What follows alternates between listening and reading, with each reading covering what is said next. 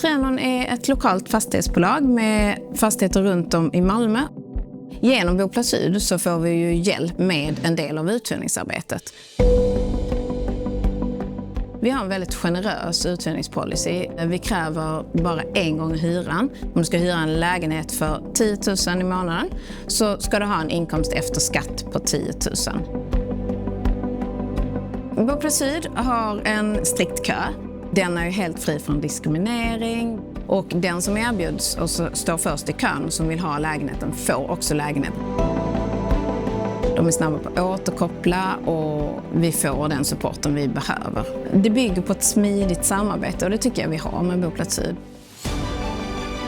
Om fler hade vågat göra som vi och satsa på att sänka sina krav i uthyrningspolicyn, då hade vi fått ner den strukturella hemlösheten.